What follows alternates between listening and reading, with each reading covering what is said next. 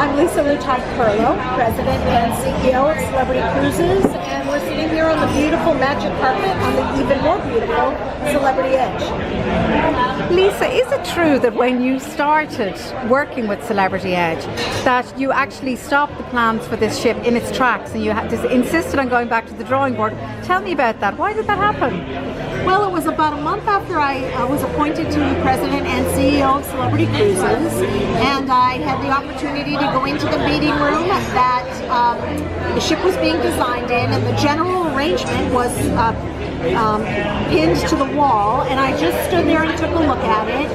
And one of the things I thought at the time was that I had the opportunity in this new role to completely transform Celebrity by the introduction and with the introduction of this new ship. And I also knew, having been a part of Celebrity in the past and having been a part of these other ships, that we hadn't designed a new series of ships since 2010. Since 2005, which was a very long time ago. And we haven't introduced a new ship since 2012. And in the cruise industry, that's like dog years, because everyone else in the industry keeps introducing new ships. And so Celebrity hadn't done that in quite a while, and I just kept thinking to myself, when we introduce this new ship, it has to just blow everybody away, and it has to completely transform the Celebrity brand. And when I looked at the design of the ship that was on the wall, I thought it was nice, but I didn't think that it was transformational. And so we started over, and I had the opportunity to do that with my new team, and we had a new vision, and I got to put that new vision into this new ship. And I had the support of Richard, who's our chairman, who loves shipbuilding and agreed with me, and also our executive vice president of new build, Harry Kugavara, who also believed that what I was saying was true. And so we all banded together, and here we are on this beautiful ship, and here's the manifestation of all of that hard work. So we completely redesigned the ship. It took us a year and a half, and then we've been building it for about the same amount of time, and next month we're going to take delivery. And who decided on the name Edge for it? Is that basically because it's basically a different genre of ship completely? Well, the name of the project, as Celebrity was designing this new series of ships, was called Project Edge, and that actually was here before me, and I loved the name. I thought it was perfect. As in cutting edge, really. Yeah, it's really cutting edge. The design didn't necessarily live up to the name, which is why I thought that we had an opportunity by redesigning the ship. But then when we had to name it, it's not often that the project name of a ship ends up being the name of the ship. But we just thought Edge was the perfect name for this ship for so many reasons. It really is the leading edge of design and culinary and stateroom accommodations and destination, and how we're going to visit these destinations. And we wanted to bring our guests to the edge of the stateroom with the infinite veranda, and to the edge of the sea and the destinations we were visiting with the magic carpet.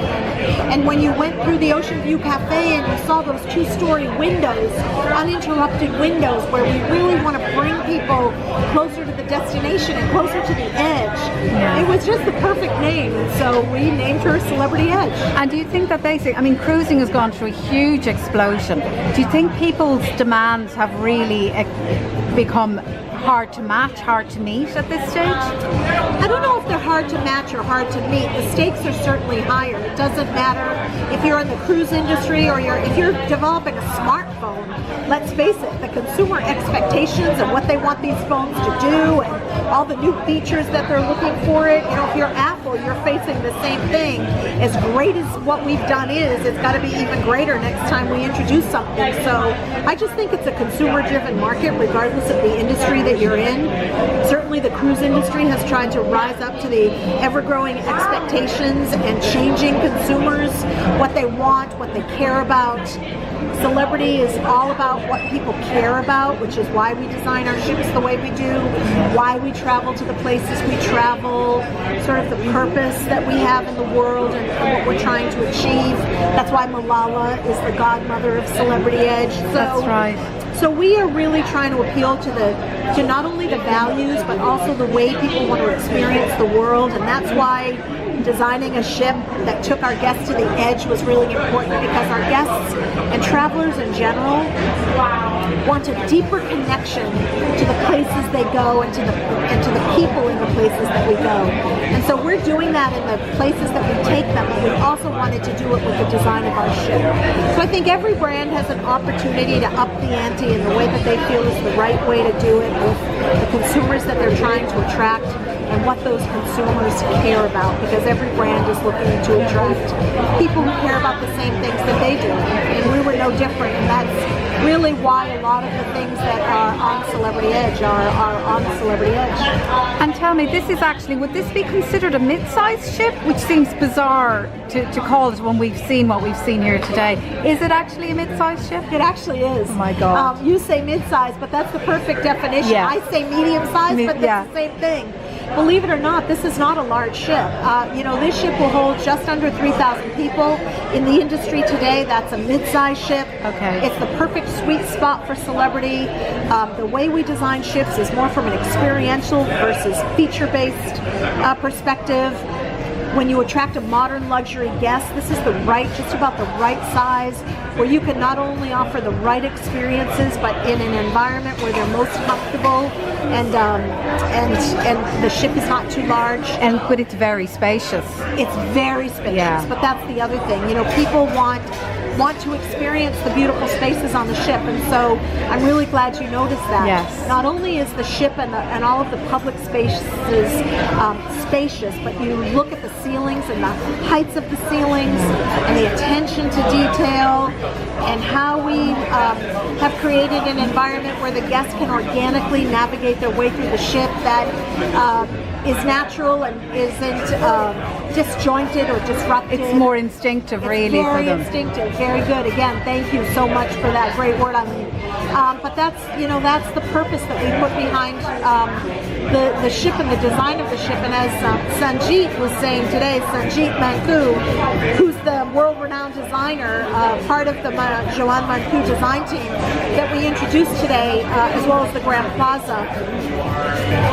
He did a wonderful job. You weren't on my tour, I wish you were, but yes.